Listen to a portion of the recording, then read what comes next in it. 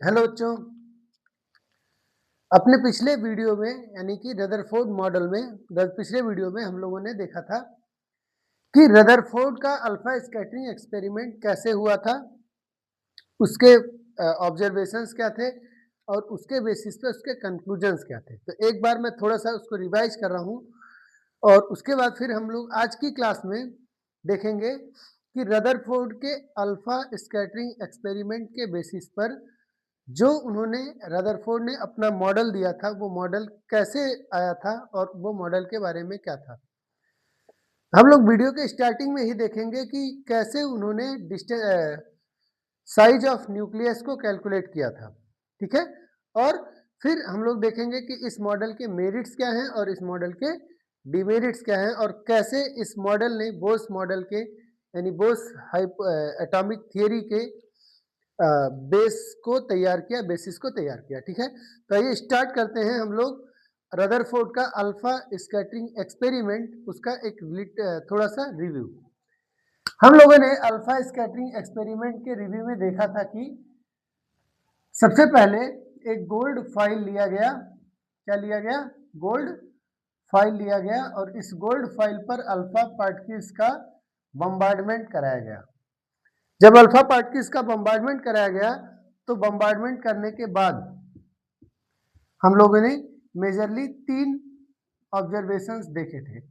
पहला, most of the alpha particle passed undeviated. Most of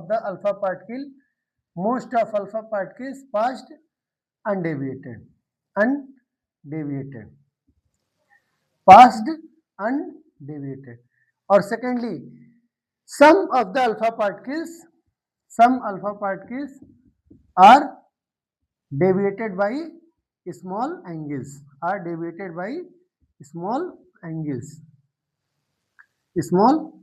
and very few alpha particles are scattered by greater than 90 degree और more angle, ठीक है।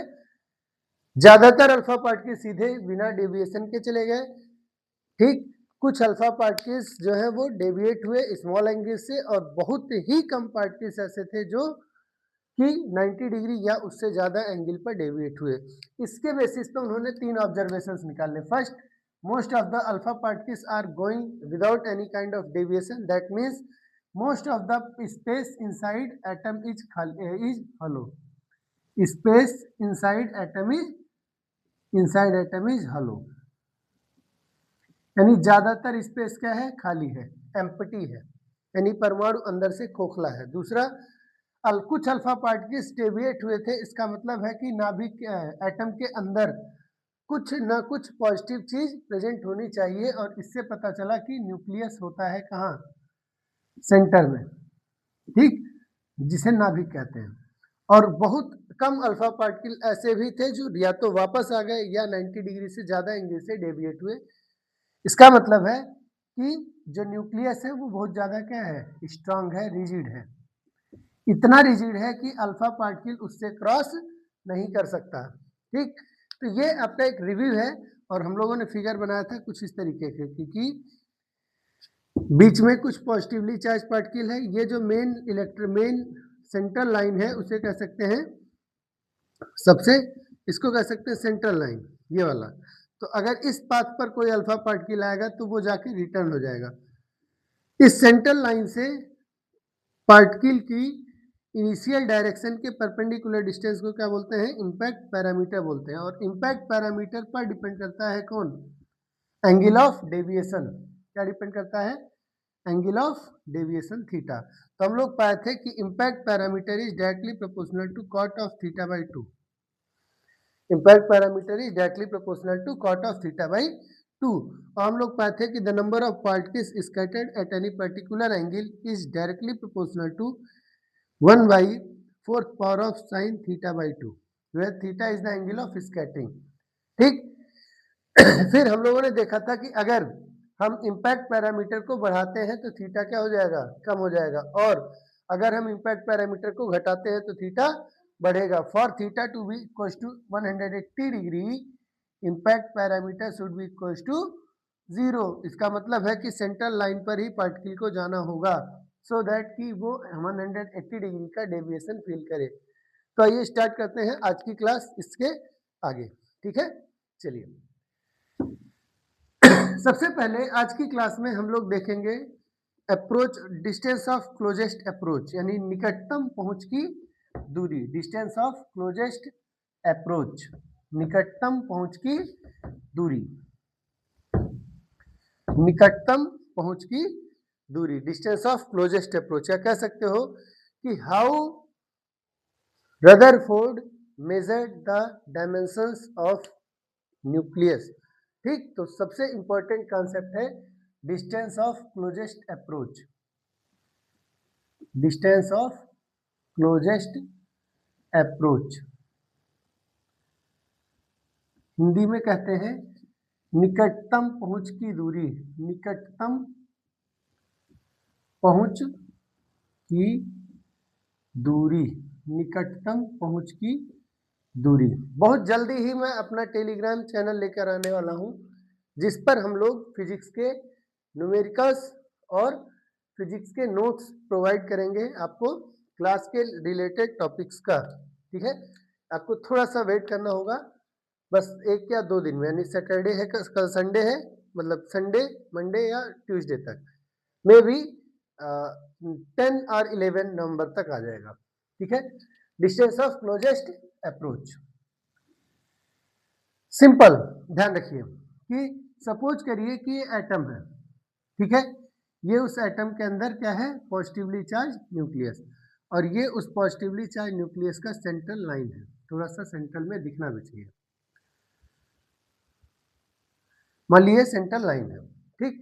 हम लोग जानते हैं कि सेंट्रल लाइन से परपेंडिकुलर डिस्टेंस ऊपर या परपेंडिकुलर डिस्टेंस नीचे या इधर या उधर, मतलब क्योंकि 3 डायमेंशनल स्पेस में है ना, उसको डिस्टेंस को क्या बोलते हैं, डिस्टेंस ऑफ क्लोजेस्ट अप्रोच। और डिस्टेंस ऑफ क्लोजेस्ट अप्रोच की वैल्यू cot θ/2 के डायरेक्टली प्रोपोर्शनल होती है। इसका मतलब है कि अगर हमें एंगल ऑफ स्कैटरिंग 180 डिग्री करना है तो डिस्टेंस ऑफ क्लोजेस्ट, तो इम्पैक्ट पैरामीटर कितना होना चाहिए, 0। तो मान लीजिए कि कोई पार्टिकल है अल्फा पार्टिकल जो इस सेंट्रल लाइन पर आ रहा है, ठीक, तो इसका इम्पैक्ट पैरामीटर 0 होगा।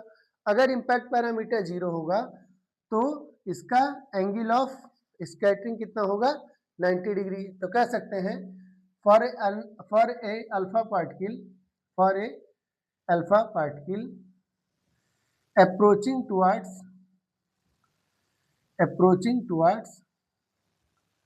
किसके, the centre of the nucleus, nucleus के सेंटर की तरफ अप्रोच कर रहा है, यानी कि सबसे डायरेक्टली अप्रोच कर रहा है सेंटर की तरफ, तो impact parameter b equal to क्या हो जाएगा, 0।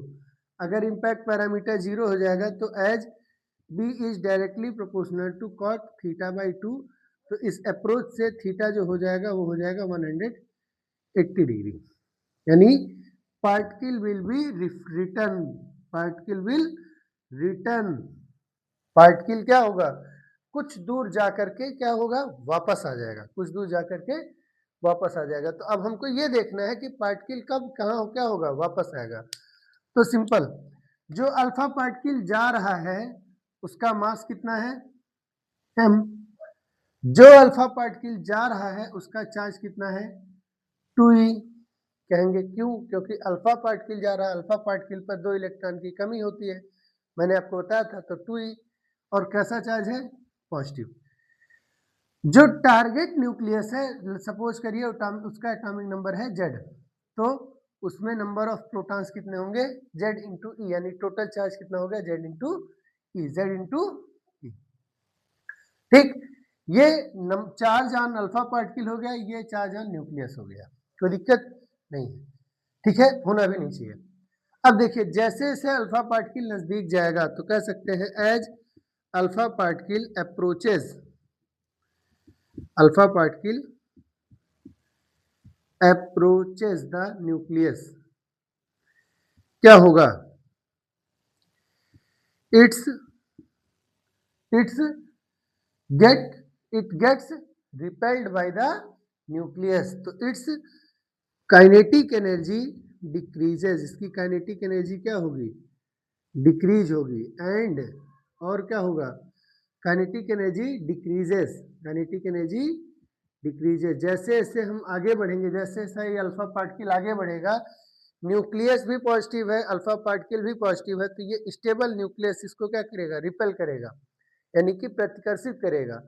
और जब इसको प्रतिकर्षित करेगा पीछे की तरफ, जबकि ये जा किस तरफ रहा है, आगे, तो उसकी स्पीड धीरे धीरे क्या होगी, घटेगी। तो जब स्पीड घटेगी तो काइनेटिक एनर्जी भी घटेगी। एंड पोटेंशियल एनर्जी फिर क्या होगी, बढ़ेगी, पोटेंशियल एनर्जी इंक्रीजेस। तो अगर आप इसे हिंदी में नोट्स बना रहे हैं तो आप इसे लिख सकते हैं कि जैसे जैसे अल्फा पार्टिकल नाभिक की ओर जाता है, कण का यानी अल्फा कण का गतिज ऊर्जा घटती है और स्थितिज ऊर्जा बढ़ती चली जाती है।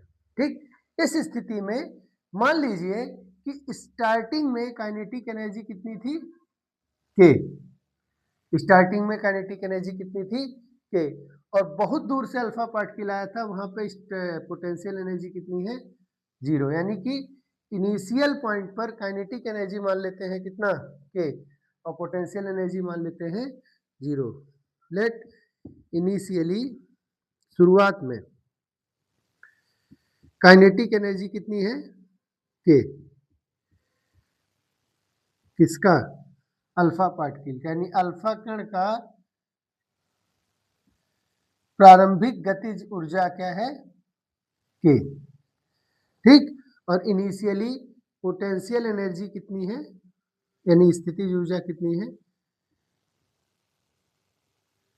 Of alpha particle is equal to 0।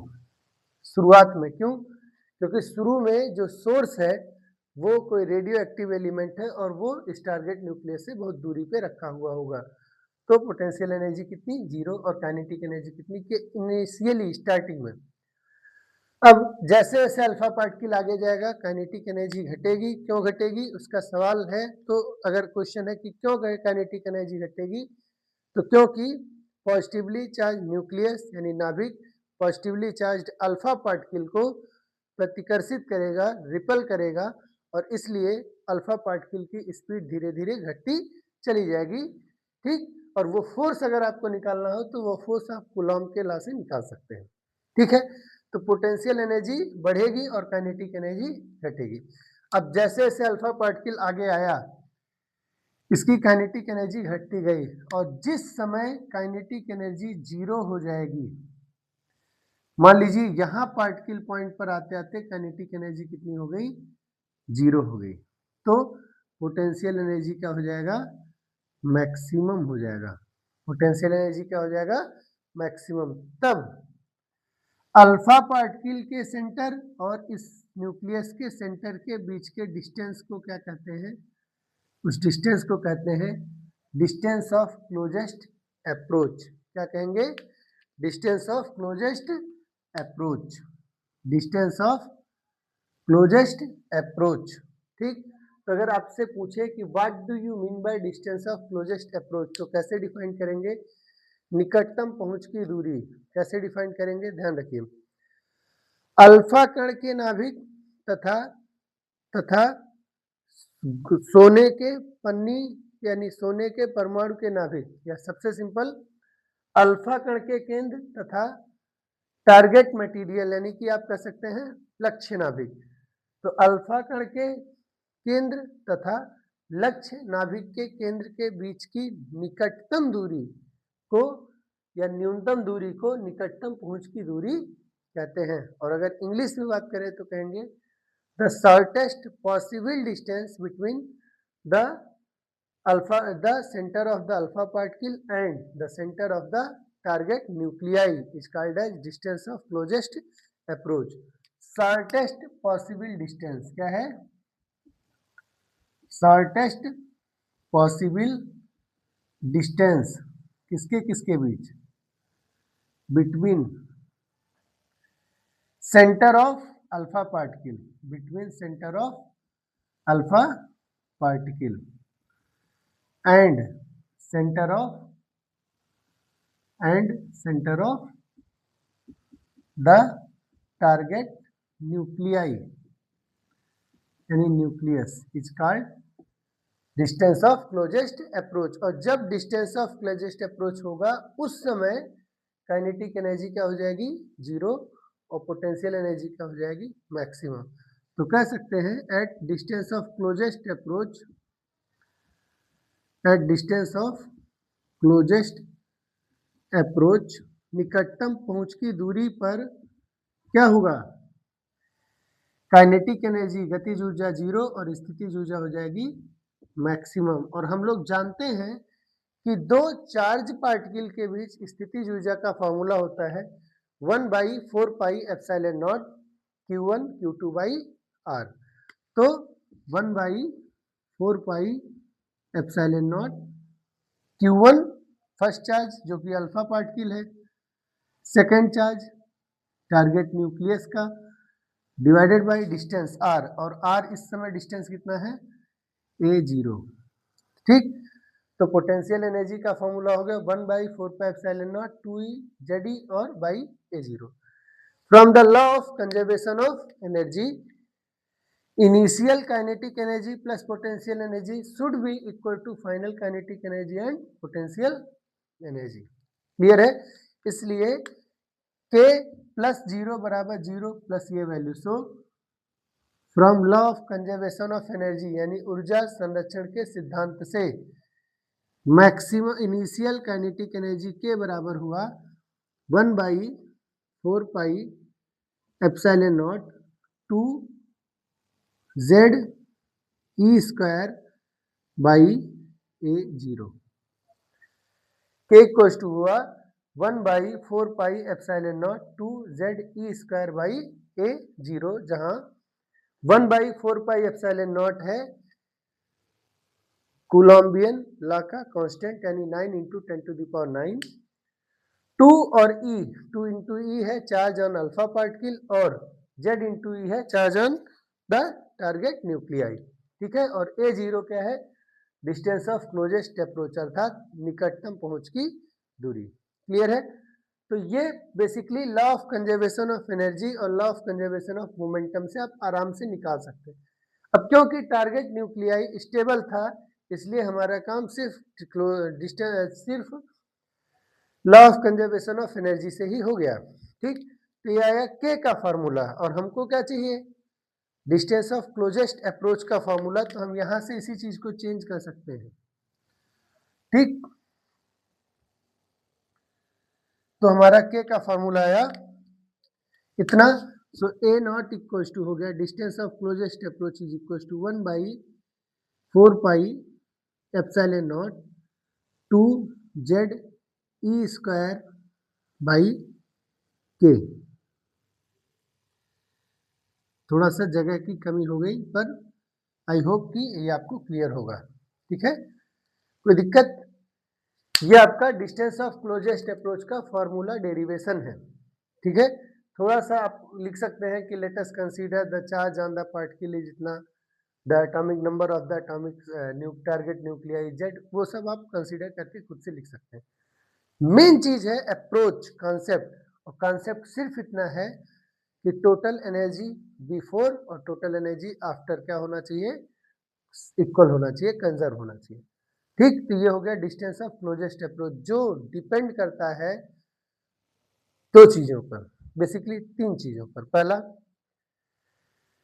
Atomic number of the target nuclei, दूसरा atomic number of the incoming particle. अभी तो अल्फा है तो 2 यूज हुआ है, पर मान लीजिए आपको कहें कि अल्फा की जगह हम क्या यूज कर रहे हैं, बेरिलियम का न्यूक्लियस यूज कर रहे हैं, या कहें अल्फा की जगह प्रोटॉन यूज कर रहे हैं, तो उस केस में आप जहां 2e लिखे हैं वहां उस पार्टिकल का चार्ज लिखेंगे। ठीक, तो 2 की जगह वो हो जाएगा, तो 2 पॉइंट ये हो गया। तीसरा, it depends on the initial kinetic energy of the particle. Kinetic energy जितनी ज्यादा होगी उतना ही ज्यादा डिस्टेंस, उतना ही ज्यादा पार्टिकल नजदीक जा पाएगा किसके, न्यूक्लियस के। ठीक, और उतना ही कम वैल्यू होगा डिस्टेंस ऑफ क्लोजेस्ट अप्रोच का। यानी अगर के हम बढ़ाते हैं तो ए जीरो की वैल्यू क्या होगी, कम से कम होगी। ठीक है, इसको आप नोट कर लीजिए या इसका एक स्क्रीनशॉट ले लीजिए।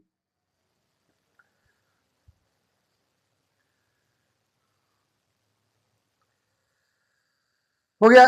सो हमारा फॉर्मूला आया डिस्टेंस ऑफ क्लोजेस्ट अप्रोच का, R A not equal to 1/4πε0 two Z square E two Z E square by K, जहां के क्या है, kinetic energy of the incoming particle.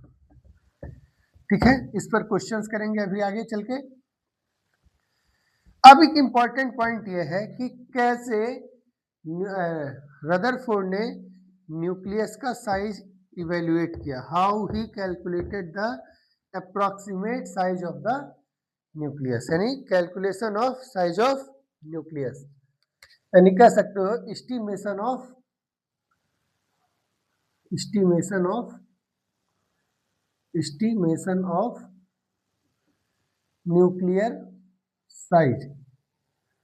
Nuclear size या रेडियस। कैसे उन्होंने न्यूक्लियर साइज को अप्रॉक्सीमेट किया, एस्टिमेट किया, यानी कि नाभिक की त्रिज्या का आकलन कैसे किया, नाभिकीय त्रिज्या का आकलन कैसे किया, त्रिज्या का आकलन कैसे किया। तो सिंपल है, एक न्यूक्लियस है जो हमारा टारगेट न्यूक्लियस है, ये उसका पॉजिटिव चार्ज हो गया। ठीक, ये हमारा अल्फा पार्टिकल यहां से आ रहा है, सबसे नजदीक जो अल्फा पार्टिकल पहुंच सकता है वो वाला अल्फा पार्टिकल होगा जिसका डिस्टेंस ऑफ क्लोजेस्ट अप्रोच, जिसका इम्पैक्ट पैरामीटर 0 होगा। तो इम्पैक्ट पैरामीटर 0 वाला हो गया, मान लीजिए ये अल्फा पार्टिकल, तो ये हो गया अल्फा, ये हो गया जेड इंटू ई। अगर इसको हम बड़ा बनाए तो अल्फा पार्टिकल कुछ ऐसा होगा और जेड इंटू ई का पॉजिटिव चार्ज कुछ इस तरीके का होगा। ठीक, बात समझ में आई। जेड इंटू ई माने कि न्यूक्लियस हो गया कौन सा, टारगेट न्यूक्लियस हो गया, टारगेट न्यूक्लियस हो गया। इन दोनों के सेंटर्स के बीच का जो डिस्टेंस होगा ये, इसको हम क्या बोलते हैं, डिस्टेंस ऑफ क्लोजेस्ट अप्रोच बोलते हैं। डिस्टेंस ऑफ क्लोजेस्ट अप्रोच में क्या क्या चीजें होंगी, तो डिस्टेंस ऑफ क्लोजेस्ट अप्रोच में तीन चीजें इन्वॉल्व है। क्या क्या, इन A0 distance of closest approach में तीन चीजें इन्वॉल्व है। कहिए सर क्या क्या। पहला, जो फर्स्ट चीज इन्वॉल्व है वो है radius of the alpha particle. क्या इन्वॉल्व है, radius of alpha particle, radius of alpha particle. दूसरा, ये रेडियस ऑफ न्यूक्लियस, क्या इन्वॉल्व है, radius of nucleus, radius of nucleus. और तीसरा, दोनों के बीच का डिस्टेंस, तो डिस्टेंस बिटवीन देयर सरफेस है, डिस्टेंस बिटवीन देम, यानी कि पार्टिकल्स। ठीक है, अब अगर हम ये मान लें थोड़ी देर के लिए कि अल्फा पार्टिकल इस न्यूक्लियस को जाके टच किया, तो अगर वो टच भी कर जाए, ध्यान से देखिएगा, अगर वो टच भी कर जाए तो भी तो दो डिस्टेंस इन्वॉल्व रहेंगी ही रहेंगी। इसका बेसिक मतलब है कि रेडियस ऑफ न्यूक्लियस किसी भी कंडीशन में A0 से क्या होगा, छोटा ही होगा। यानी कि श्योर है कि जो रेडियस ऑफ न्यूक्लियस है, रेडियस ऑफ न्यूक्लियस है वो छोटा होगा, लेस देन होगा किसके, A0 के। ठीक है, बात समझ में आई। उस टाइम पे एट दैट टाइम उन्होंने टारगेट न्यूक्लियस किसका लिया था, टारगेट न्यूक्लियस किसका था, गोल्ड का था। गोल्ड है तो Z इक्वल टू हो गया 79। उस टाइम तक जो अल्फा पार्टिकल्स निकले थे वो कहां से आए थे, मैंने आपको बताया था कि रेडियम से लिया गया था, और रेडियम के नेचुरल सोर्स से जो हाईएस्ट अल्फा पार्टिकल की काइनेटिक एनर्जी होगी वो नियर अबाउट होगी के इक्वल्स टू नियर अबाउट कितना 7.5 मेगा इलेक्ट्रॉन वोल्ट, यानी the maximum kinetic energy of the alpha particles radiated from original source is given by near about 7.5 mega electron volt. Mega देख के बिल्कुल भी डरना नहीं है। 7.5 into 10 power 6 into electron volt. तो फोटो इलेक्ट्रिक इफेक्ट वाले चैप्टर में हम लोगों ने एक इलेक्ट्रॉन वोल्ट को कैलकुलेट किया था 1.6 इंटू 10 पावर माइनस 19 जूल के टर्म में, यानी कि काइनेटिक एनर्जी कितनी है, लगभग इतनी जूल है। अब हमारे पास डिस्टेंस ऑफ क्लोजेस्ट अप्रोच का फॉर्मूला है 1/4 pi epsilon not alpha particle का charge z into E divided by K. अगर हम इस फार्मूले में सबकी वैल्यू रख दें 2 की, ई की, z की, ई की और k की, ई की वैल्यू आएगी 1.6 इंटू 10 पावर माइनस 19 कूलम। अगर हम ये सारी वैल्यूज रखते पुट कर दें तो जो A0 की वैल्यू आएगी वो A0 की वैल्यू रेडियस ऑफ न्यूक्लियस से थोड़ी बहुत क्या होगी, ज़्यादा ही होगी, उससे कम कभी भी नहीं हो सकती। इसका मतलब है कि रेडियस ऑफ न्यूक्लियस कम से कम A0 से तो छोटा ही होगा। और जब इन वैल्यूज के साथ A0 की वैल्यू को सॉल्व किया गया तो उसकी वैल्यू नियर अबाउट जो आई वो आई 10 पावर माइनस 14 मीटर के आसपास। कितनी आई? 10 पावर माइनस 14 मीटर के आसपास अप्रॉक्सीमेटली आई। इसका मतलब है कि जो न्यूक्लियस का साइज होगा वो इससे छोटा होगा, इसलिए उन्होंने एस्टिमेट किया कि द साइज ऑफ न्यूक्लियस में be order of the order of 10 power minus 15 metre, लगभग 10 पावर माइनस 15 मीटर के आसपास इसका रेडियस होगा।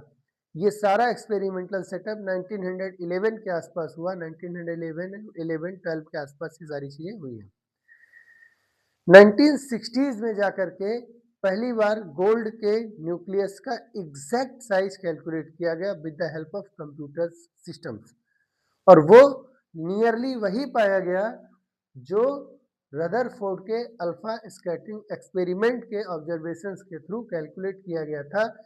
इससे ये साबित होता है कि रदरफोर्ड का अल्फा स्कैटरिंग एक्सपेरिमेंट ही वो पहला एक्सपेरिमेंट था जिसने न्यूक्लियस ऑफ साइज का नियर अबाउट एस्टिमेशन किया था। तो बोर्ड आपसे सवाल पूछेगा कि नाभिकीय त्रिज्या का आकलन रदरफोर्ड के प्रयोग के आधार पर बताइए, तो आप सिंपली लिखेंगे कि रदरफोर्ड के अल्फा कण प्रकीर्णन के प्रयोग से उन्होंने निकटतम पहुंच की दूरी का सूत्र निकाला, और निकटतम पहुंच की दूरी का सूत्र है 1/4 pi epsilon not 2E ZE by K, जहां K काइनेटिक एनर्जी है, Z यानी गतिज ऊर्जा है, Z क्या है, तो लक्ष्य नाभिक का क्या है, परमाणु क्रमांक है, यानी एटॉमिक नंबर है। ठीक, फिर at that time he took the target nucleus to be gold equals to Z equals to 79। उस समय जो उन्होंने लिया वो सोने का पतली पन्नी लिया था, इसलिए उसका Z बराबर होगा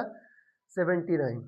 प्राकृतिक स्रोत से अल्फा कणों की अधिकतम ऊर्जा उस टाइम मतलब अधिकतम ऊर्जा लगभग 7.5 मेगा इलेक्ट्रॉन वोल्ट है। ये आपको याद नहीं करना है, आप 7, 7.2, 7.3 कुछ भी रख के आ जाएंगे, कोई नुकसान नहीं होगा इससे, क्योंकि ये अप्रॉक्सीमेट है, परेशान बिल्कुल नहीं होना।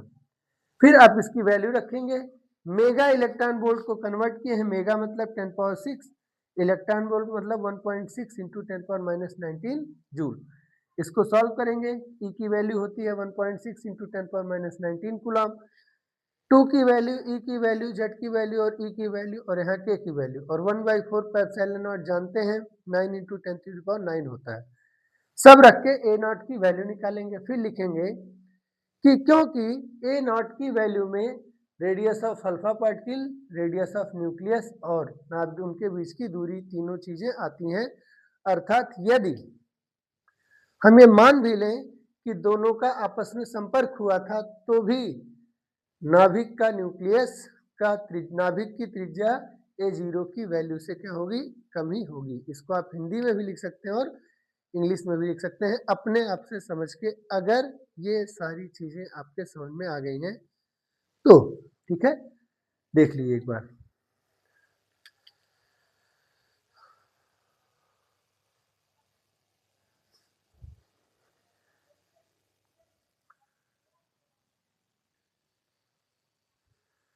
इसका स्क्रीनशॉट हो गया। अब देखिए, यहाँ तक आते आते आपको दो तीन बातें समझनी है और इम्पोर्टेंट नोट्स पॉइंट में आप समझ सकते हैं, इम्पोर्टेंट पॉइंट्स में लिख सकते हैं। पहला, ये तब किया गया है A0 की वैल्यू जब जो गोल्ड फॉइल है उसके न्यूक्लियस को हम स्टेबल मान रहे हैं। पर मान लीजिए कि जो गोल्ड का एटम है या जो टारगेट न्यूक्लियस है, अगर वो टारगेट न्यूक्लियस भी मूव कर सकता, तो मान लीजिए ये टारगेट न्यूक्लियस है, ये अल्फा पार्टिकल है, अल्फा पार्टिकल आया, कोलाइड करने वाला है, पर कोलाइड करे इससे पहले दोनों के बीच में फोर्स लगेगा, तो इस पर इधर फोर्स लगेगा, इस पर इधर फोर्स लगेगा, तो इसकी इनिशियल काइनेटिक एनर्जी इस तरफ है, जबकि इसकी इनिशियल वैल्यू एनर्जी क्या है, जीरो है काइनेटिक। तो ये रिपेल होके इधर जाएगा, ये आगे आ रहा है, ये इधर जा रहा है। ठीक, तो उस केस में जो डिस्टेंस ऑफ क्लोजेस्ट अप्रोच निकालेंगे उसको हम दो कंजर्वेशन से निकालेंगे, law of conservation of momentum और law of conservation of energy. इस पर भी क्वेश्चन में आपको अभी थोड़ी देर में कराता हूँ। ठीक है, ये क्लियर है पूरी बात यहाँ तक की? एक पॉइंट हो गया। दूसरा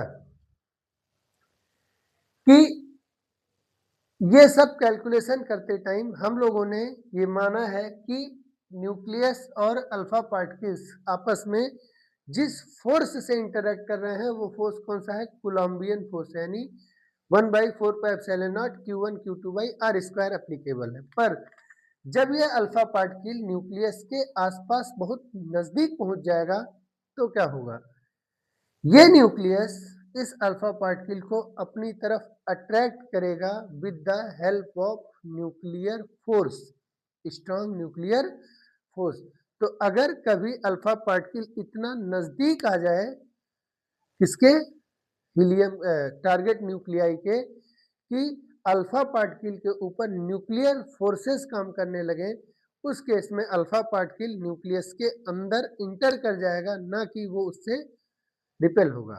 ठीक है, इसलिए ये सारी चीजें इस कॉन्सेप्ट पे पढ़ी जा रही हैं कि अल्फा पार्टिकल न्यूक्लियस के आसपास पहुंच रहा है, ना कि उसमें पूरी तरीके से कांटेक्ट कर रहा है। नहीं तो क्या होगा, अल्फा पार्टिकल इस न्यूक्लियर फोर्स के रेंज में आ जाएगा और उस केस में फिर वो अट्रैक्ट हो जाएगा, जिससे आगे हम लोग पढ़ेंगे न्यूक्लियर फिजन का प्रोसेस होता है, न्यूक्लियर फ्यूजन का प्रोसेस होता है, यानी कि न्यूक्लियर रिएक्शंस तब होने लगेंगी, ना कि रिपल्सन होगा।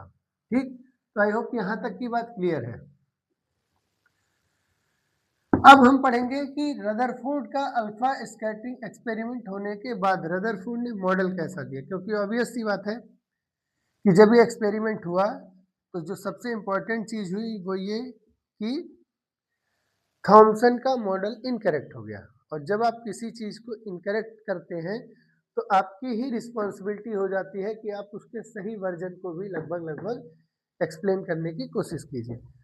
तो जब थॉमसन मॉडल एक्सपेरिमेंटली डिनाई हो गया, गलत साबित हो गया, गलत सिद्ध हो गया, तो अब रिस्पॉन्सिबिलिटी है किसके ऊपर, रदरफोर्ड के ऊपर, कि भैया अब क्या करो, रदरफोर्ड आप क्या करो, एटॉमिक मॉडल दो। तो एटॉमिक मॉडल दिया किसने, रदरफोर्ड ने। सो अब हम आते हैं Rutherford's atomic model. Rutherford's atomic model, atomic model, Rutherford का परमाणुवीय मॉडल, परमाणु मॉडल। सबसे पहला पॉइंट, मैं छोटे छोटे पॉइंट्स में इसको समझा रहा हूं आपको, बस आप इसको थोड़ी सी कहानी के रूप में लिख सकते हैं, छोटे छोटे पॉइंट्स में लिखिएगा, स्टेटमेंट पूरा बना लीजिएगा ग्रामेटिकली, बाकी सब कुछ सही हो जाएगा। सबसे पहला कि एटम क्या है, एटम एक स्फेरिकल बॉडी है। एटम क्या है, atom is a sphere. Atom क्या है, atom is a sphere. Atom is a sphere of radius nearly 10⁻⁻10 metre का क्या है, रेडियस है। ठीक है, हो गया। एटम के पास क्या होगा, at its centre it consist a positively charged positively charged nucleus. कहाँ, एट सेंटर, कहाँ पे, एट इट्स सेंटर, जिसमें, ठीक, इन विच टोटल पॉजिटिव चार्ज, क्या चीज, टोटल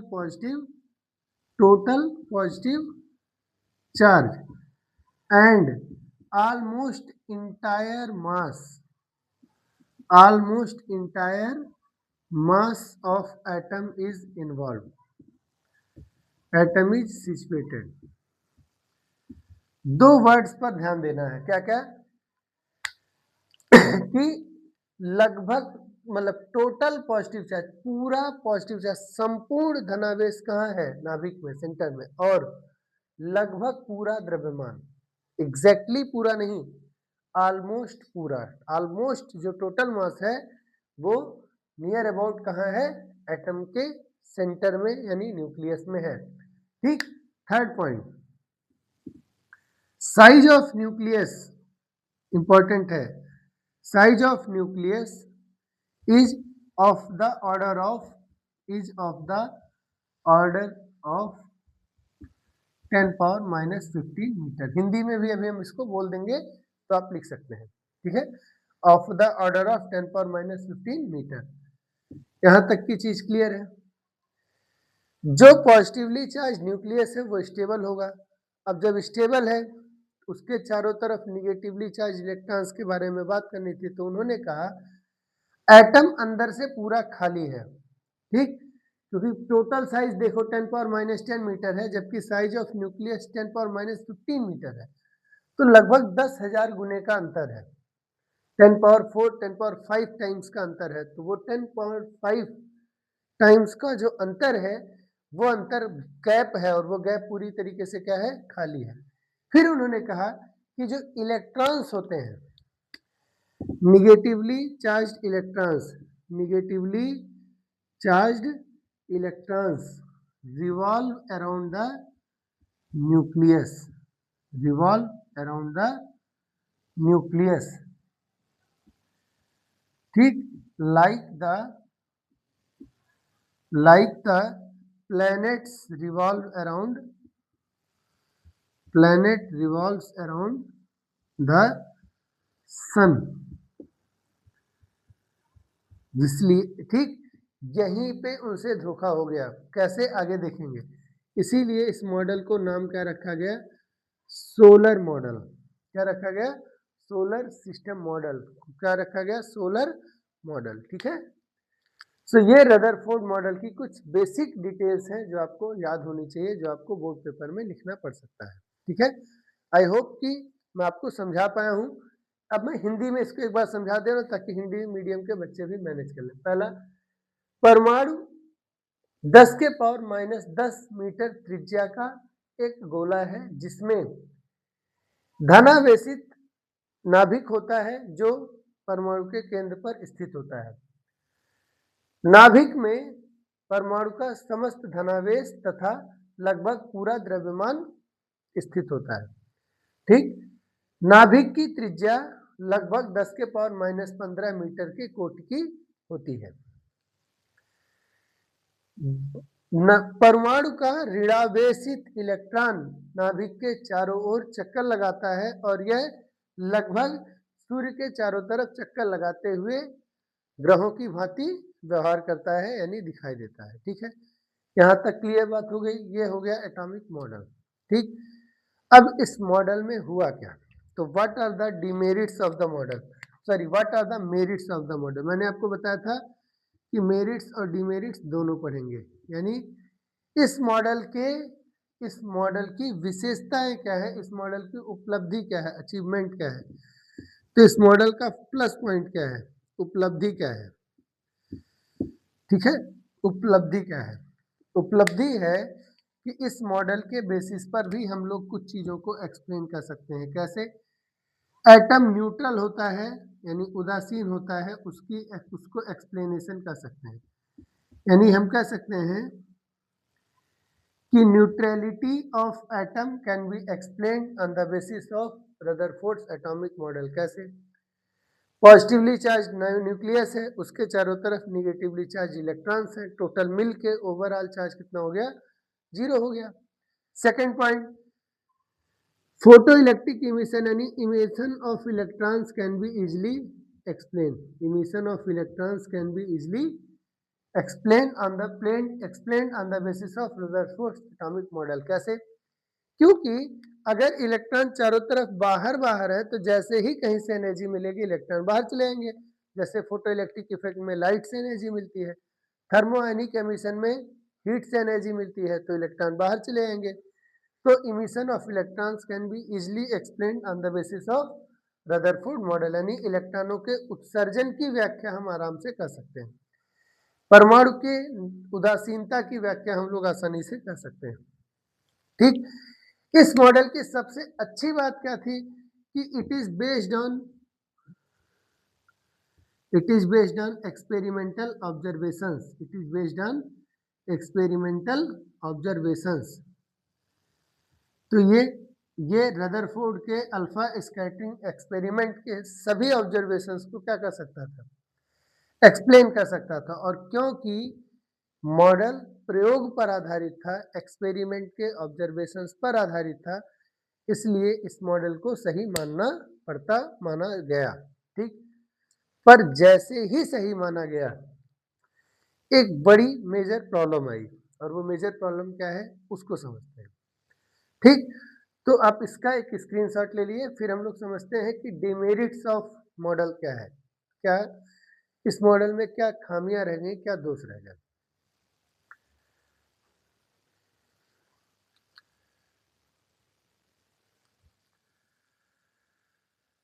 ठीक है, तो आइए स्टार्ट करते हैं। आप समझना कि इस मॉडल की डिमेरिट्स क्या क्या है, इस मॉडल की खामियां क्या क्या है। यानी रदरफोर्ड के अल्फा कण प्रकीर्णन प्रयोग के आधार पर रदरफोर्ड ने जो एटॉमिक मॉडल परमाणु मॉडल दिया था, उस परमाणु के मॉडल की क्या क्या विशेषताएं थी वो तो हम लोगों ने देख लिया। इस परमाणु मॉडल की क्या क्या खामियां हैं, क्या क्या डिमेरिट्स हैं, या कह सकते हैं कि क्या क्या लिमिटेशंस हैं। तो demerits of alpha Rutherford model, यानी रदरफोर्ड के मॉडल की खामियां, कमियां भी आ सकता है, खामियां भी पेपर में कभी कभी यूपी बोर्ड में पूछता है। कमियां, दोष, ऐसे वर्ड कुछ भी पूछ सकता है। ठीक, तो आइए देखते हैं कि क्या क्या कमियां हैं, क्या क्या दोष हैं। इन दोनों वर्ड से अच्छा है कि आप एक अच्छा वर्ड लिखिए, दोष। ठीक है, पर ध्यान रखिएगा बोर्ड खामियां भी पूछ सकता है और बोर्ड कमियां भी करके पूछ सकता है। डिमेरिट्स क्या है? डिमेरिट्स पढ़ने से पहले ये समझ लेते हैं कि मॉडल क्या कह रहा है। तो मॉडल कह रहा है कि भाई बीच में पॉजिटिवली चार्ज न्यूक्लियस है और इसके चारों तरफ अपना इलेक्ट्रॉन जिसको जहां मन कर रहा है वो ऐसे गोल गोल क्या कर रहा है, घूम रहा है, और इस तरीके से ये मॉडल चलता है, ऐसा ही हो रहा है। ठीक है, क्लियर है। मॉडल दे दिए, जैसे हम लोग क्या करते हैं, हम लोग लाइफ में कभी भी कुछ भी करेंगे तो 4 लोग आ जाते हैं उसकी प्रॉब्लम्स को गिनाने, उससे रिलेटेड कमियां बताने। होता है ऐसा, सामान्य बात है। इसी तरह से ऐसा हुआ होगा कि 4 लोग आ गए किसके पास? रदरफोर्ड के पास, और वो 4 लोग क्या कहने आ रहे हैं वो समझते हैं। तो 4 लोगों ने आकर के क्या कहा होगा? उन लोगों ने कहा कि भाई ध्यान रखिएगा, पॉइंट इंपॉर्टेंट बहुत होने वाला है भाई। एक पर्सन हुए मैक्सवेल, कहे ठीक है, रदरफोर्ड ने कहा ठीक है, मानता हूं, जानता हूं भी। और मैक्सवेल ने क्या किया था? तो आपको याद होना चाहिए, इलेक्ट्रोमैग्नेटिक वेव्स की थियरी दी थी। रदरफोर्ड ने इलेक्ट्रोमैग्नेटिक वेव की थियरी दी थी। जिस इलेक्ट्रोमैग्नेटिक वेव की थियरी को कॉन्सेप्ट बनाते हुए आइंस्टीन ने फोटो इलेक्ट्रिक इफेक्ट के ऑब्जर्वेशंस को एक्सप्लेन करने के लिए फोटो इलेक्ट्रिक थियरी दी थी क्वांटाइजेशन ऑफ एनर्जी के बेसिस पर। तो क्या हाँ ठीक है, कोई दिक्कत नहीं है। लोगों ने कहा, 4 लोगों ने कहा कि भाई ऐसा है कि ये जो इलेक्ट्रोमैग्नेटिक वेव थियरी है वो कहती है कि ए चार्ज्ड एक्सीलरेटिंग पार्टिकल, या कह सकते हो एन एक्सीलरेटिंग चार्ज्ड पार्टिकल, ध्यान से समझिएगा, an accelerating charged particle radiates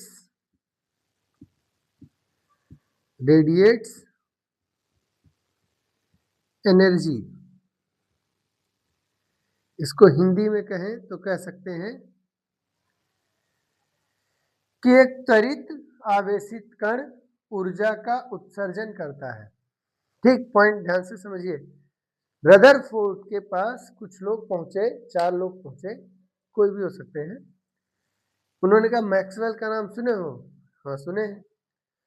electromagnetic wave theory दिए थे, हाँ जानते हैं। क्या ठीक है, उस थियरी में एक पॉइंट था, क्या था कि an accelerating charge particle radiates energy. जब भी कोई चार्ज पार्टिकल एक्सीलरेट करता है, रुका रहता है तब नहीं, इस कांस्टेंट वेलोसिटी से मूव करता है तब भी नहीं, अल्फा, जब भी कोई चार्ज पार्टिकल एक्सीलरेट करता है, त्वरण करता है, त्वरित होता है या रिटायर्ड होता है, उस केस में accelerating charge particle energy radiate करता है। रदरफोर्ड ने कहा होगा हाँ ठीक है, तो क्या दिक्कत क्या है? तो क्या भाई यही तो दिक्कत है। दिक्कत क्या है? दिक्कत ये है कि ये जो आपका इलेक्ट्रॉन है जो न्यूक्लियस के चारों तरफ क्या कर रहा है, गोल गोल घूम रहा है, वो इलेक्ट्रॉन भी तो चार्ज है। अब ध्यान से प्रॉब्लम समझिएगा। उन्होंने कहा कि जो इलेक्ट्रॉन, उन लोगों ने कहा होगा कि इलेक्ट्रॉन जो है वो कैसा पार्टिकल है, चार्ज पार्टिकल है। रदरफोर्ड ठीक है, क्या दिक्कत है? दिक्कत यह है कि ये गोल गोल घूम रहा है। तो क्या हाँ, तो अगर गोल गोल घूम रहा है तो सर्कुलर पाथ हो गया, और सर्कुलर पाथ में direction of the velocity keeps changing. लगातार क्या होता है, वेलोसिटी चेंज होती रहती है, और अगर वेलोसिटी चेंज हो रही है इसका मतलब है कि पार्टिकल कैसा है, एक्सीलरेटिंग है। ठीक, तो प्रॉब्लम यह है कि negatively charged alpha particle circular motion करते समय एक्सीलरेट होगा। इसका बेसिक मतलब है कि alpha particle accelerating, sorry, electrons accelerating charged particle हो गया, और अगर एक्सीलरेटिंग चार्ज पार्टिकल है तो वो एनर्जी रेडिएट करेगा। रदरफोर्ड ने कहा ठीक है, और अगर एनर्जी रेडिएट करेगा तो उसकी एनर्जी घटेगी, और अगर एनर्जी घटेगी तो रेडियस घटता जाएगा। क्या ठीक है? यानी कि मान लीजिए कि ये न्यूक्लियस है, यहाँ पे इलेक्ट्रॉन है, कैसा, निगेटिवली चार्ज इलेक्ट्रॉन है। निगेटिवली चार्ज इलेक्ट्रॉन ऐसे गोल गोल घूम रहा है। जब घूम रहा है तो लगातार एनर्जी रेडिएट कर रहा है, जब लगातार एनर्जी रेडिएट कर रहा है तो लगातार एनर्जी घटती जाएगी। एनर्जी घटेगी तो रेडियस ऑफ द पाथ घटेगा, रेडियस ऑफ द पाथ घटेगा, तो एक समय ऐसा आएगा जब वो उसी न्यूक्लियस में क्या होगा, गिर जाएगा। ठीक, रदरफोर्ड ने कहा होगा अरे भाई ये तो बहुत बड़ा मिस्टेक हो गया, भारी मिस्टेक हो गया। क्या हो गया? भारी मिस्टेक हो गया। और मिस्टेक क्या है? मिस्टेक ये है कि as per the Rutherford's atomic model, electrons revolve around the nucleus and an electron is negatively charged. Therefore, an accelerating electron should radiate energy. और अगर वो एनर्जी रेडिएट करेगा तो उसकी एनर्जी लगातार घटेगी, और घटते घटते घटते घटते एक टाइम आएगा जब उसकी एनर्जी जीरो हो जाएगी और वो इलेक्ट्रॉन कहाँ गिर जाएगा, न्यूक्लियस में। और अगर ऐसा हुआ तो वो एटम ही एग्जिस्ट नहीं करेगा, खत्म हो जाएगा। बात समझ में आई? और अगर एटम खत्म हो गया तो ऑब्वियस सी बात है कि हम लोगों ने डाल्टन्स थ्योरी में और थॉमसन्स मॉडल में भी ये देखा था कि एटम्स क्या होते हैं, स्टेबल होते हैं। इसका मतलब है कि stability of atom can not be explained on the basis of Rutherford's atomic model. ठीक है, अब इस बात को लिखेंगे कैसे, आप तो सिंपली लिख सकते हैं। कैसे समझ में आया? लिख सकते हैं, as per the Maxwell's electromagnetic theory, an accelerating charged particles always radiate energy, and since according to the Rutherford model the electrons revolves around the nucleus, and due to the reason that electrons are revolving within a circular path, they will also radiate energy, and a radiating electron loses energy and continuously decrease in energy will cause the decrease in radius, and after some time the electron will fall into the nucleus। Hindi में बात करें तो कैसे कह सकते हैं कि Maxwell के विद्युत चुंबकीय तरंगों के सिद्धांत के अनुसार एक त्वरित आवेशित कण ऊर्जा का उत्सर्जन करता है, और रदरफोर्ड के परमाणु के मॉडल के आधार पर इलेक्ट्रॉन नाभिक के चारों ओर चक्कर लगा रहा है, अर्थात इलेक्ट्रॉन भी ऊर्जा का उत्सर्जन करेगा, और ऊर्जा का उत्सर्जन करता हुआ इलेक्ट्रॉन कुछ समय के बाद नाभिक में गिर जाएगा। और अगर ऐसा हुआ तो परमाणु की अस्थायित्व की व्याख्या हम परमाणु रदरफोर्ड के मॉडल के आधार पर नहीं कर सकते हैं। तो एक प्रॉब्लम ये हो गई फर्स्ट। 4 लोग याद रखिए, जिंदगी में 4 लोग बड़े इंपॉर्टेंट होते हैं। ठीक है, उन 4 लोगों से बचना है। ठीक है, चलिए देखिए दूसरा, एक प्रॉब्लम और आई।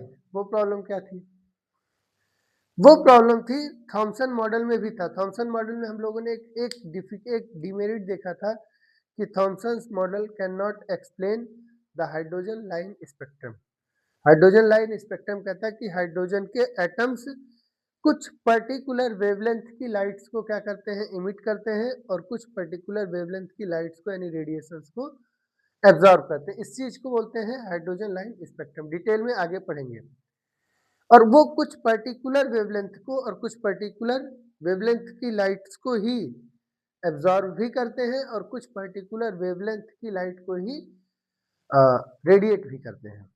पर मॉडल कह रहा है कि इलेक्ट्रॉन न्यूक्लियस के चारों ओर चक्कर लगाता है, और अगर इलेक्ट्रॉन न्यूक्लियस के चारों ओर चक्कर लगाता है तो वो कंटिन्यूअसली धीरे धीरे करते करते उसकी एनर्जी घटेगी, और जब एनर्जी घटेगी तो धीरे धीरे उसका रेडियस भी घटेगा। तो मॉडल कहता है कि अगर एनर्जी घटेगी तो वो जो इलेक्ट्रॉन है वो इन्फिनिटी से लेकर के धीरे धीरे उसकी एनर्जी घटती आएगी। स्टार्टिंग में मतलब शुरू से लेकर के अंत तक एनर्जी क्या हो रही है, घटती आ रही है। जैसे जैसे एनर्जी घटेगी वैसे वैसे उसके द्वारा रेडिएटेड एनर्जी भी क्या होगी, घटेगी। इसका मतलब है कि इलेक्ट्रॉन को हर रेंज में क्या करना चाहिए, एनर्जी रेडिएट करना चाहिए। और अगर हर रेंज में एनर्जी रेडिएट कर रहा है तो जो हाइड्रोजन स्पेक्ट्रम होगा वो कैसा होगा, कंटिन्यूअस होगा। तो कह सकते हैं as per the model electrons continuously radiate energy while revolving around the nucleus ठीक। so they must radiate energy in all क्या कह सकते हो, they must radiate electromagnetic waves of all या of continuous wavelength, continuous wavelength, ठीक।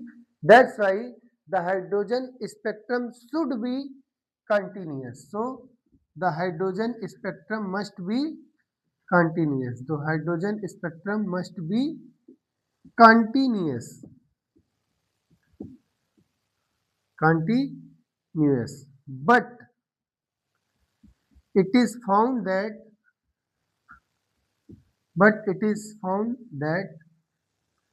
hydrogen spectrum is discrete, is discrete। इसका अर्थ है कि मॉडल के आधार पे इलेक्ट्रॉन लगातार ऊर्जा उत्सर्जित करेगा, जिससे इलेक्ट्रॉन के द्वारा उत्सर्जित ऊर्जा विद्युत चुंबकीय तरंगों के रूप में एक सतत विकिरण होनी चाहिए, जबकि ऐसा पाया गया है कि हाइड्रोजन द्वारा उत्सर्जित जो विकिरण है वह सतत ना होकर के कैसा है, डिस्क्रीट है, यानी कि असतत है, ठीक। इसका अर्थ है कि यह मॉडल हाइड्रोजन स्पेक्ट्रम की व्याख्या भी नहीं कर पा रहा है, यानी लाइन स्पेक्ट्रम की व्याख्या भी नहीं कर पा रहा है। तो ये दो मेजर ड्रॉबैक्स हैं, ठीक। तो इस तरीके से रदरफोर्ड का पूरा मॉडल एक्सपेरिमेंट से लेकर के उसकी बेसिक चीजों को लेकर के कंप्लीट हो गया यहाँ तक, ठीक है।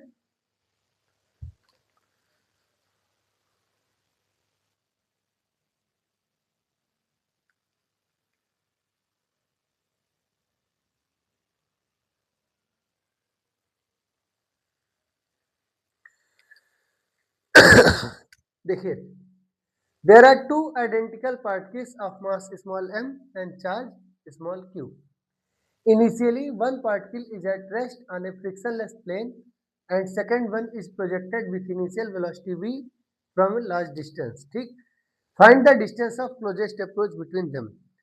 ये क्वेश्चन वो है जो फार्मूला बेस्ड नहीं है, यानी कि इसमें जो न्यूक्लियस है, यानी कि जो टारगेट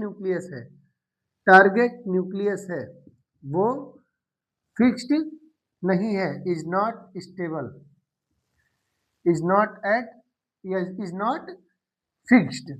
इस केस में टारगेट न्यूक्लियस फिक्स्ड नहीं है, यानी कि वो मूवेबल है।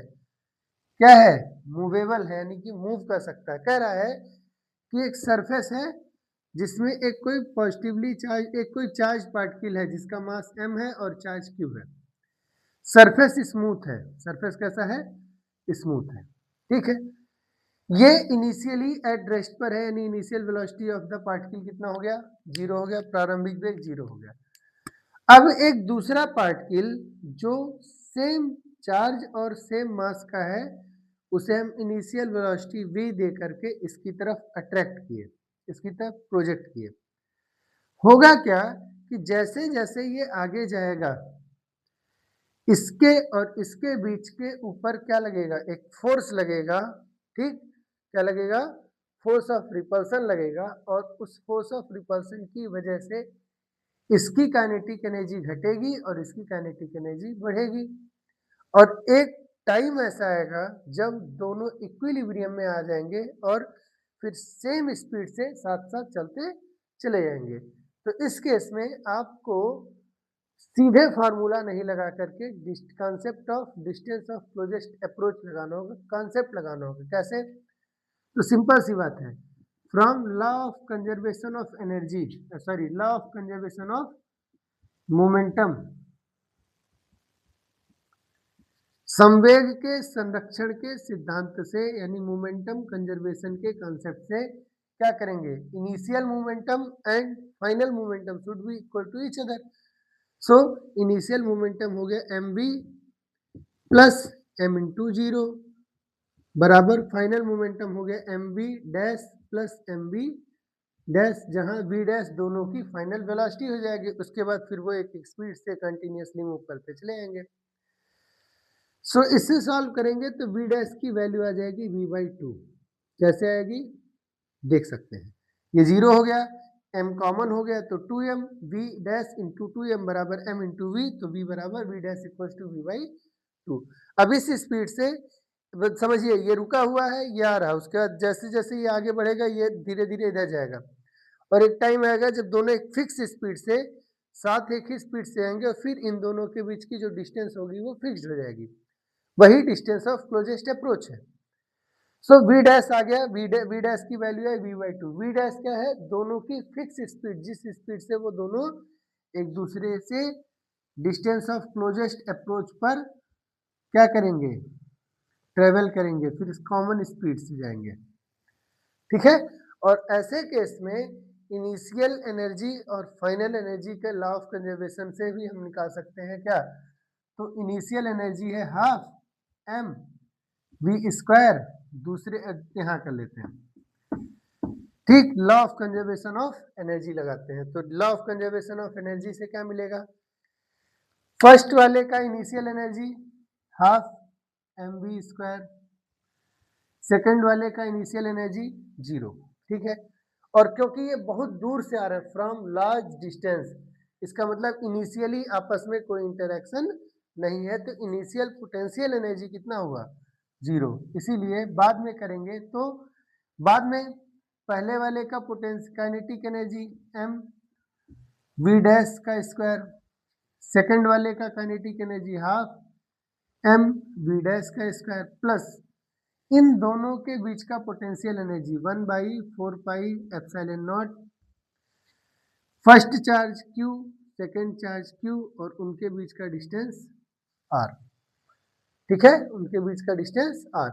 सो फॉर्मूला आया half m B square equals to half m b dash, b dash की वैल्यू क्या है v बाई 2, अगर हम ये वैल्यू वहां रख दें तो आएगा M we square by 8 plus M we square by 8 plus 1/4 pi epsilon not Q square by R, ये M B square by 8 plus M B square by 8 हो जाएगा 2 एम बी स्क्वायर बाई 8 यानी m B square by 4, तो m B square by 2 minus ये वाला इधर आएगा तो m B square by 4 is equal to हो गया q square by 4 pi epsilon naught into r. अब इसको आप सॉल्व कर लीजिए, प्रॉब्लम खत्म, इसका स्क्रीनशॉट ले लीजिए ताकि हम आगे बढ़ सकें, ठीक है।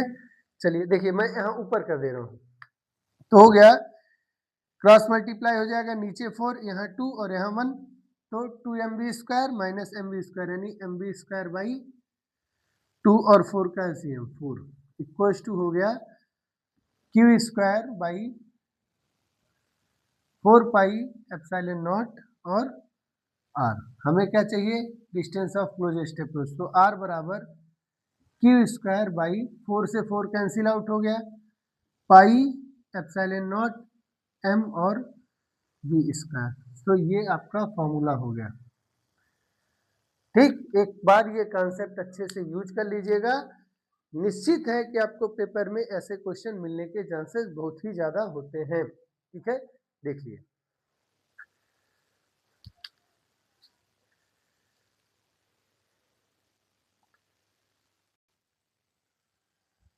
देखिए ये क्वेश्चन है हमारा, an alpha particle of energy 5 mega electron volt is scattered through 180 degree by a fixed uranium nucleus, यानी एक यूरेनियम के नाभिक के द्वारा एक अल्फा कण जिसकी ऊर्जा 5 मेगा इलेक्ट्रॉन वोल्ट है 180 डिग्री से प्रकीर्णित होती है।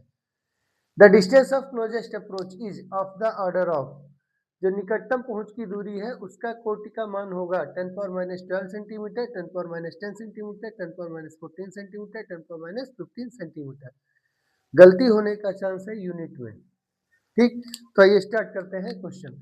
अल्फा स्कैटरिंग है, अल्फा पार्टिकल है और यूरेनियम न्यूक्लियस है, तो एक का जेड हो गया 2 और एक का जेड हो गया, यूरेनियम का कितना होता है 92। सो हम लोग जानते हैं डिस्टेंस ऑफ क्लोजेस्ट अप्रोच का फॉर्मूला 1/4 पाई एप्सिलॉन नॉट, पहला चार्ज 2e, दूसरा चार्ज Ze और डिवाइडेड बाय उसकी काइनेटिक एनर्जी, तो हो गया 9 × 10⁻9 2 इंटू जेड की वैल्यू 92 इंटू 10 पावर सॉरी ई की वैल्यू रखेंगे तो कैसे रखेंगे 1.6 इंटू 10 पावर माइनस 19 का होल स्क्वायर यानी 2 बार 1.6 इंटू 10 पावर माइनस 19 एक बार ये वाला एक बार ये वाला डिवाइडेड बाय काइनेटिक एनर्जी। तो kinetic energy of the alpha particle है 5 मेगा इलेक्ट्रॉन वोल्ट। तो 5 मेगा मतलब 10 पावर माइनस 10 पावर 6 और इलेक्ट्रॉन वोल्ट की वैल्यू होती है 1.6 इंटू 10 पावर माइनस 19 जूल। एक पावर से कैंसिल आउट हो गया। ठीक, अब बचेगा क्या क्या उसको लिख लेते हैं। तो 9 बचेगा, 2 बचेगा, 92 बचेगा, 1.6 बचेगा, नीचे बचेगा 5 इंटू 10 पावर, यहाँ माइनस 19 बचेगा, यहाँ 9 बचेगा, तो हो गया -10 क्योंकि ये वैल्यू पूरी पूरी कट गई इससे, तो हो गया -10 और नीचे से -6 ऊपर गया तो -16, तो हो गया माइनस का 16। जो आएगा वो मीटर में आएगा। इसको आप सॉल्व कर लीजिए। ठीक है, तो आप इसको कंप्लीटली सॉल्व कर लीजिए। मीटर को मैं सेंटीमीटर में बदले दे रहा हूँ तो 9 इसको सॉल्व कर सकते हैं, कैसे भी डिवाइड कर लीजिए। तो मैं कर दे रहा हूँ 92 को, तो 9 इंटू 2 इंटू 5 1 जा 5 कैरी 4 5 8 जा 40 कैरी 2 5 4 जा 20। चेक कर लीजिए, 5 4 जा 20 कैरी 2 0, 5 9 जा 45 और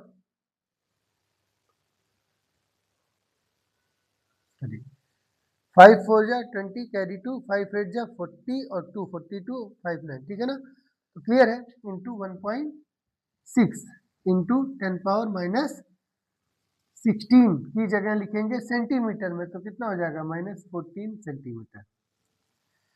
अब इसको सॉल्व कर लीजिए। इसको सॉल्व करेंगे तो आपको ऑर्डर ऑफ मैग्नीट्यूड अपने आप मिल ही जाएगा। ठीक है, कोई दिक्कत? Done, good. अब आते हैं नेक्स्ट क्वेश्चन पर।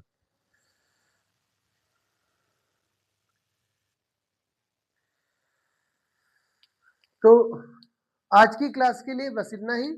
मिलते हैं अपने अगले क्लास में जिसमें हम लोग पढ़ेंगे बोर्स एटॉमिक थियरी, यानी कि रदरफोर्ड के मॉडल के आधार पर बोर का मॉडल क्या था। और हम अगली क्लास में मिलेंगे एक नई कहानी के साथ जिसमें कहानी होगी बोर की, और कैसे बोर ने रदरफोर्ड के मॉडल का प्रयोग किया और कैसे इस मॉडल के आधार पर उन्होंने अपने पोस्टुलेट्स यानी कि बोर्स मॉडल दिया, और कैसे बोर्स मॉडल बाकी सभी हाइड्रोजन जैसे सभी एटम्स के लिए एप्लीकेबल होता है, और उससे रिलेटेड हमारे सिलेबस में और हमारे नीट मेंस जैसे एग्जाम्स में क्या सवाल आते हैं उस पर बेस्ड चीज़ों के बारे में डिस्कस करेंगे। ठीक है, तो तब तक के लिए धन्यवाद, बढ़ते रहिए, ध्यान दीजिए, थैंक यू।